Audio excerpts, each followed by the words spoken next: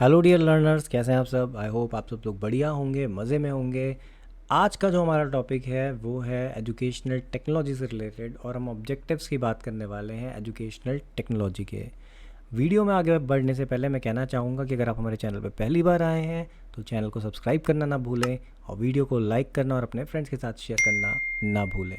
तो सबसे पहले हम बात कर लेते हैं एजुकेशनल टेक्नोलॉजी की ऑब्जेक्टिव्स की, वो भी मैक्रो लेवल पे। तो मैक्रो लेवल का मतलब क्या होता है? मैक्रो लेवल का मतलब है बड़े लेवल पे, यानी कि वाइडर लेवल पे, ज़्यादा बड़े टर्म्स में। तो यहाँ पे जो एजुकेशनल टेक्नोलॉजी, आप सभी को पता होगा कि एजुकेशनल टेक्नोलॉजी का जो मीनिंग है वो क्या है। उसका मीनिंग है कि use of technology to facilitate education, यानी कि आप टेक्नोलॉजी यूज़ कर रहे हो जिससे कि आप एजुकेशन को प्रमोट कर रहे हो, एजुकेशन को ज़्यादा लोगों के बीच में पहुँचा रहे हो। तो यहाँ पे ऑब्जेक्टिव्स की अगर हम बात करें मैक्रो लेवल पे, तो आप देख सकते हैं कि यहाँ पे लिखा है कि जो एजुकेशनल टेक्नोलॉजी है उसके ऑब्जेक्टिव्स क्या है। To identify educational needs and aspiration of the community.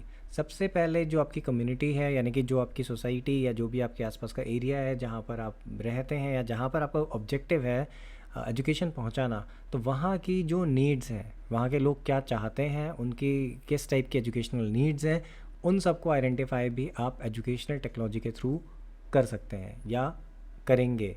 ये इसका ऑब्जेक्टिव है। Then to determine the aim of education, broad strategies and structure of education. साथ ही साथ एजुकेशन का जो एम है, यानी कि जो आप एजुकेशन देने वाले हैं उसको डिटरमाइन करना, स्ट्रेटजीज डिज़ाइन करना, और स्ट्रक्चर ऑफ एजुकेशन किस टाइप का होगा, यानी कि आप किस किस लेवल पे एजुकेशन प्रोवाइड करेंगे, वो भी एक ऑब्जेक्टिव होता है मैक्रो लेवल पे एजुकेशनल टेक्नोलॉजी का। फिर बात आती है to develop suitable curriculum with interaction of science, art and human values। तो आप देखते हैं आज की डेट में आर्ट इंटीग्रेटेड लर्निंग जैसा कॉन्सेप्ट भी है, तो वो सारी चीज़ें कहीं ना कहीं इन चीज़ों से, इसी से रिलेटेड है। तो जो ऑब्जेक्टिव है एजुकेशनल टेक्नोलॉजी का मैक्रो लेवल पे, वो ये भी है कि एक सूटेबल करिकुलम बनाना जिसमें कि साइंस, आर्ट और ह्यूमन वैल्यूज़ जो हैं वो कंबाइन करके रखी जाए। देन फोर्थ ऑब्जेक्टिव कहता है to identify man, material, resources and strategies for achieving stipulated aims of education. अब आपने एम्स ऑफ एजुकेशन बनाए, यानी कि आपने कुछ स्टैंडर्ड्स बना लिए कि हमें ये चीज़ अचीव करनी है। तो उन चीज़ों को, यानी कि जो मैन, मटेरियल, रिसोर्सेज आप यूज़ करेंगे, क्योंकि भाई मैन यानी कि ऑब्वियसली जो ह्यूमंस हैं वो एक इम्पॉर्टेंट फैक्टर है, क्योंकि ह्यूमन को ही आप एजुकेशन दे रहे हैं, ह्यूमन के थ्रू ही एजुकेशन दे रहे हैं। कौन से मटेरियल, रिसोर्सेज आप यूज़ करेंगे, कौन सी स्ट्रैटेजीज़ होंगी ताकि आप उन एम्स को अचीव कर सकें जो कि एजुकेशन से रिलेटेड हैं, जो आपने डिसाइड करें, तो उनको फाइंड आउट करना या आइडेंटिफाई करना भी एक ऑब्जेक्टिव है एजुकेशनल टेक्नोलॉजी का। उसके बाद फिफ्थ पॉइंट आपका कहता है to develop certain model leading to improvement of process of teaching and learning. साथ ही साथ एक प्रॉपर मॉडल डेवलप करना भी एक ऑब्जेक्टिव है एजुकेशनल टेक्नोलॉजी का, जिसके थ्रू इम्प्रूवमेंट होगी टीचिंग लर्निंग प्रोसेस में, यानी कि जो आपकी टीचिंग और लर्निंग है वो ज़्यादा बेटर तरीके से होगी। तो आज की डेट में आप देख सकते हैं कि चाहे वो डिजिटल बोर्ड हो या फिर कोई और मीन्स हो या इवन यूट्यूब भी हो, तो ये कहीं ना कहीं क्या है, एक टाइप का एक इम्प्रूवमेंट है in the process of teaching and learning, क्योंकि आप इसके थ्रू पढ़ पा रहे हैं, आप इसके थ्रू पढ़ा पा रहे हैं। ठीक है। देन आपका सिक्स्थ ऑब्जेक्टिव है to develop the appropriate aid and equipment to meet the educational purpose. साथ ही साथ एक ऑब्जेक्टिव ये भी है एजुकेशनल टेक्नोलॉजी का कि एप्रोप्रिएट एड्स एंड इक्विपमेंट्स बनाना, यानी कि आप देख सकते हैं कि आज की डेट में आपको टच पैनल मिल जाते हैं, आपको क्या नाम है स्टाइलस बेस्ड पैनल्स मिलते हैं, या आप कह सकते हैं स्मार्ट बोर्ड मिल जाते हैं। उसके अलावा आपको क्या नाम है ग्राफिक टैबलेट्स मिल जाते हैं जिसके थ्रू आप ईज़िली पढ़ा सकते हैं। तो वो सारी चीज़ें क्या है, वो भी कहीं ना कहीं इन सारी चीज़ों को देख कर ही डिज़ाइन करी गई है। तो ये जो डेवलपमेंट है, चाहे वो किसी एड का हो, यानी कि जो ये आप इक्विपमेंट्स यूज़ करेंगे या फिर कोई भी मेथड यूज़ करेंगे, तो वो भी अगेन इसका ही एक पार्ट है। देन सेवन्थ पॉइंट कहता है to identify major constraints in the environment and the ways and means to tackle those. साथ ही साथ ये आइडेंटिफाई करना कि ऐसी कौन सी चीज़ें हैं जो कि एजुकेशन में बाधाएं उत्पन्न कर रही हैं या एजुकेशन को लोगों तक पहुंचने से रोक रही है, यानी आप कह सकते हैं इन शॉर्ट कि एजुकेशन के प्रसार को रोक रही है। तो ये सारी चीज़ें भी क्या होती हैं, इसके थ्रू आप आइडेंटिफाई कर सकते हैं, एक ऑब्जेक्टिव होता है। और साथ ही साथ उनको कैसे हैंडल करना है, ये भी मैक्रो लेवल पे ऑब्जेक्टिव का ही एक पार्ट है एजुकेशनल टेक्नोलॉजी का, कि कैसे उन जो प्रॉब्लम्स हैं उनको आप दूर करेंगे। साथ ही साथ 8th पॉइंट की अगर हम बात करें तो to help extending educational opportunities to masses specially the neglected section of the community. साथ ही साथ जो सोसाइटी की निगलेक्टेड कम्युनिटी है, यानी कि ऐसे वीकर सेक्शन जिनके पास एजुकेशन नहीं पहुंच पाती, जिनको कि अब तक प्रॉपर अपॉर्चुनिटीज़ नहीं दी गई हैं, तो उनको भी एजुकेशनल अपॉर्चुनिटीज़ प्रोवाइड करना, उन तक भी एजुकेशन को लेके जाना, ताकि उससे उनका बेनिफिट हो सके और उनका आगे प्रॉपर डेवलपमेंट हो पाए।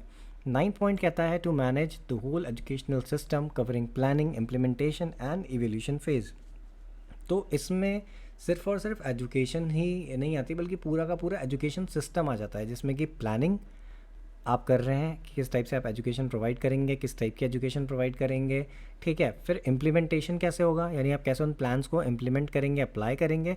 एंड लास्ट में इवोल्यूशन कैसे होगा। इवोल्यूशन का मतलब कि भाई आपने सब कुछ कर दिया, प्लान भी कर दिया, आपने एग्जीक्यूट भी कर दिया, तो आखिर पता कैसे चलेगा लास्ट में कि प्लान कितना सक्सेसफुल हुआ। तो उसको इवेल्यूएट करने की जो प्रोसेस है वो भी मैक्रो लेवल का एक ऑब्जेक्टिव होता है एजुकेशनल टेक्नोलॉजी का। अब अगर हम बात करें माइक्रो लेवल की, तो माइक्रो लेवल का मतलब होता है कि एक छोटे लेवल पे। तो यहाँ पे आप देख सकते हैं कि लिखा हुआ है कि in the view of specific classroom teaching that is micro level the objective of educational technology are as follows. यानी कि यहाँ पर जब माइक्रो लेवल की बात हो रही है, एक छोटे लेवल की बात हो रही है, तो generally it is associated with classroom teaching, तो एक क्लास की बात हो रही है। अब इसके ऑब्जेक्टिव्स क्या हैं, तो फर्स्ट पॉइंट है to identify and analyse the characteristic and educational need of the pupil. तो भाई जब हम अपनी क्लास की बात करेंगे तो उस क्लास में जिस टाइप के बच्चे हैं हम ये एनालाइज करेंगे और आइडेंटिफाई करेंगे कि वो किस कैरेक्टरिस्टिक्स में फॉल करते हैं, उनकी एजुकेशनल नीड क्या है। यानी कि वो जब स्कूल आ रहे हैं, पढ़ने के लिए आ रहे हैं, तो उनकी पढ़ाई या उनका जो रीज़न है स्कूल आने का क्या है। हो सकता है कि कोई इसलिए आ रहा हो ताकि वो ज़्यादा बेटर लाइफ में कुछ कर सके, हो सकता है कोई जस्ट फॉर फॉर्मेलिटी आ रहा हो, उसके पास ऑलरेडी बहुत ज़्यादा बैंक बैलेंस हो, या उसका ऑलरेडी हो सकता है कि बहुत ही अच्छा बिजनेस हो उसके पेरेंट्स का। तो उसके बेसिस पे आप क्या करेंगे, चीज़ों को एनालाइज करेंगे कि एजुकेशनल नीड उस बच्चे की क्या है, और उसके बेसिस पे फिर आप अपनी टीचिंग को प्लान करेंगे। Second point, to determine the specific classroom objective and state then in behavioral terms। तो साथ ही साथ अब आपने कैरेक्टरिस्टिक्स को जब एनालाइज कर लिया, तो एक ऑब्जेक्टिव ये भी है कि आप अपनी स्पेसिफिक ऑब्जेक्टिव्स बनाएंगे, स्पेसिफिक क्लासरूम ऑब्जेक्टिव्स बनाएंगे। यानी कि आपकी क्लासरूम में कौन कौन से ऐसे ऑब्जेक्टिव्स हैं जो आप अचीव करना चाहते हैं, और फिर आप उनको क्लासीफाई करोगे बिहेवियरल टर्म्स पे, यानी कि आप किस टाइप से बिहेव करोगे, किस टाइप से बच्चों का बिहेवियर जो है वो ट्रांसफॉर्म करोगे। देन थर्ड पॉइंट है आपका एक objective to analyze the content of the instruction and organize it in a proper sequence। तो अब आप क्या करेंगे, अपने क्लासरूम में आप इंस्ट्रक्शंस देंगे जब पढ़ाएंगे, तो उनको ऑर्गेनाइज करना प्रॉपर सीक्वेंस में। यानी कि जो भी आप करेंगे उसको आप sequential form step by step रखेंगे कि कौन सा इंस्ट्रक्शन पहले देना है, कौन सा बाद में देना है, या एक स्टेप के बाद कौन सी स्टेप्स लेनी है, किस टाइप से पढ़ाना है। तो वो चीज़ें जो हैं यहाँ पर आती हैं माइक्रो लेवल में, और वो भी एक ऑब्जेक्टिव होता है। Fourth point, to identify the available teaching learning material and resources.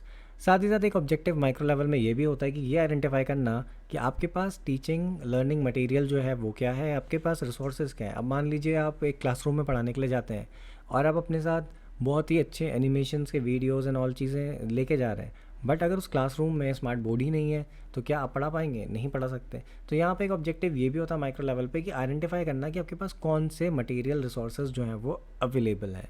Then fifth point, to identify the nature of interaction of the sub systems like student teacher teaching learning material content of instruction and methodology.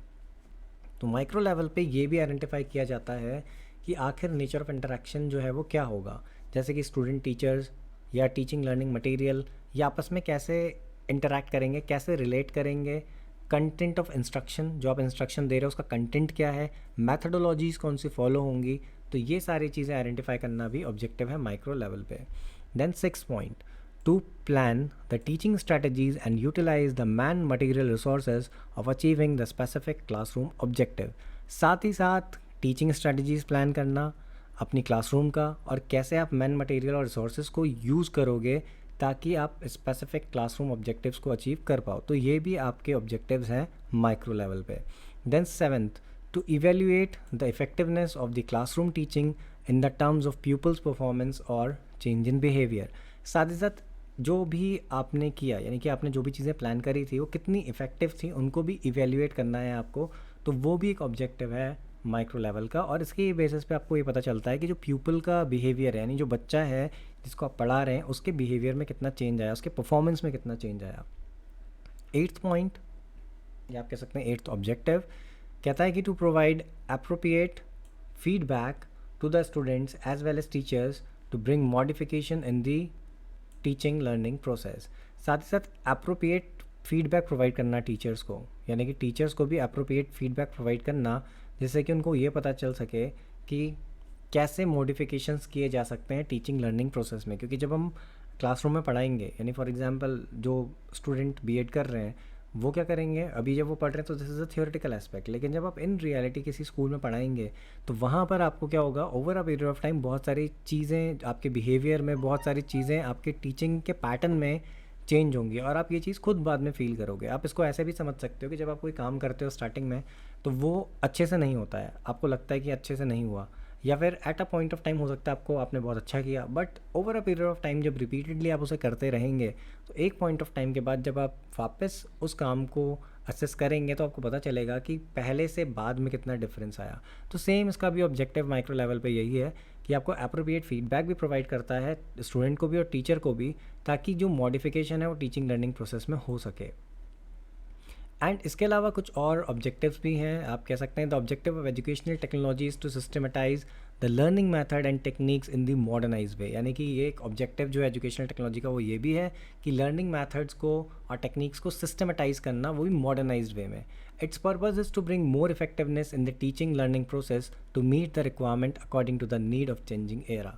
तो जो भी change in technology है, मतलब आप कह सकते हैं कि चेंज इन टाइम है, जो भी करंट सिनेरियो में जो भी ट्रेंडिंग चीज़ है उसके बेसिस पे एजुकेशन में उस चीज़ को इंट्रोड्यूस करना है टेक्नोलॉजी को, जिससे कि जो एजुकेशन है वो ज़्यादा इफेक्टिव बन सके।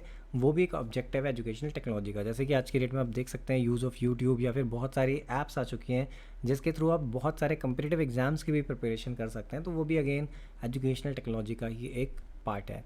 एक ऑब्जेक्टिव ये भी है कि it is the objective of educational technology to bring desirable modification और change in behaviour of teacher people by modifying the teaching learning and evaluation system according to the need of situation. तो ये हमने अभी भी पढ़ा था कि जो एजुकेशनल टेक्नोलॉजी होती है वो क्या करती है, वो हमारे अंदर डिज़ायरेबल मॉडिफिकेशन करती है, चेंज इन बिहेवियर होता है, चाहे वो टीचर का बिहेवियर हो चाहे वो स्टूडेंट्स का बिहेवियर हो, इट कीप्स ऑन चेंजिंग। आपको प्रॉपर फीडबैक प्रोवाइड किया जाता है ताकि आप उससे अपनी जो टीचिंग लर्निंग प्रोसेस है उसको ज़्यादा इफेक्टिव बना सकें। एंड आपका थर्ड ऑब्जेक्टिव है, the third objective of educational technology is to provide valuable help in the teaching learning process so that best possible result can be achieved in an economic way। और एक objective इसका ये भी है कि भाई educational technology जो होती है वो वैल्यूएबल हेल्प प्रोवाइड करती है, फीडबैक प्रोवाइड करती है टीचिंग लर्निंग प्रोसेस में, जिससे कि बेटर रिजल्ट जो है वो अचीव हो सके, वो भी इकोनॉमिक वे में। It tries to make classroom teaching easy. साथ ही साथ इससे जो क्लासरूम टीचिंग है वो क्या होती है, ईजी हो जाती है। तो अब ये कैसे पॉसिबल है, आप देख सकते हैं आज की डेट में आप इतनी सारी आपके पास टेक्नोलॉजी है, चाहे वो कोई भी चीज़ हो। फॉर एग्जांपल अगर हम पिछले टाइम की बात करें या पीछे जाएं काफ़ी पहले, तो आपने जब साइंस में इंजन्स के बारे में पढ़ा होगा, 4 स्ट्रोक 2 स्ट्रोक इंजन्स के बारे में पढ़ा होगा, तो आपके जो टीचर्स होंगे उन्होंने कैसे पढ़ाया होगा, आपको एक डायग्राम के थ्रू बता दिया गया होगा कि भाई ये ऐसा होता है, इसकी वर्किंग इस टाइप से होती है।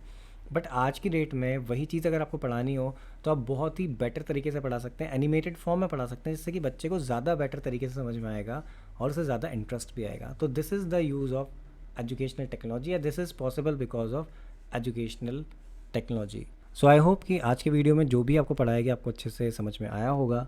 अगर वीडियो आपको अच्छा लगा हो तो वीडियो को लाइक करिए, चैनल को सब्सक्राइब करना ना भूलिए, बिकॉज हम बहुत सारी informative videos time to time आपके लिए लेके आते रहते हैं। Thanks for watching the video.